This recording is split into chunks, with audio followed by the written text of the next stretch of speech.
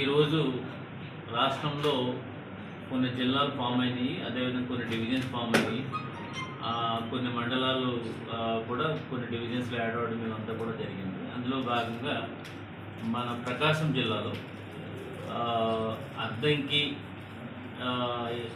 అద్దంకిని మన ప్రకాశంలో కలపడం జరిగింది. దాన్ని కలపడమే కాకపోకుండా దాన్ని సెపరేట్గా ఒక డివిజన్ చేయడం జరిగింది, కొత్త డివిజన్ చేశారు.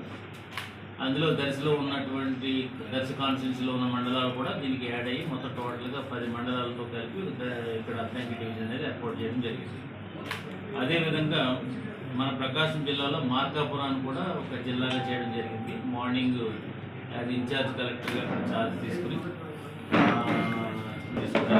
అక్కడ ఏర్పాటు చేసి ఈరోజు ఇక్కడ అద్దంకిలో కూడా కొత్తగా వచ్చింది కాబట్టి మా ఆర్డీఓ కూడా నేను దగ్గర నుండి ఈ డివిజన్లో కూర్చోబెట్టడం అనేది ఒక సాంప్రదాయంగా చేయడం అనేది జరిగింది. సో ఈ రోజు నుంచి కూడా ఇది అమల్లోకి వస్తుంది. సో ప్రజలకి దగ్గరగా ఉండాలనే, పాలన దగ్గరగా ఉండాలనే ఉద్దేశంతో ఈ డివిజన్స్ అనేది జరిగింది. యాక్చువల్గా ఎస్ట్వైల్ ప్రకాశంలోనే ఇవన్నీ కూడా ఇంతకుముందు ఉన్నాయి. సో ప్రకాశం కూడా దగ్గరగా ఉంటుంది కాబట్టి అటు డిస్ట్రిక్ట్ హెడ్ క్వార్టర్ దగ్గరగా ఉంటుంది, వాళ్ళ పాలన కూడా డివిజన్ వేయడం వల్ల ఆఫీసెస్ కూడా దగ్గరలో ఉంటారు. సో అన్ని రకాలుగా ఇది ఉపయోగపడుతుంది.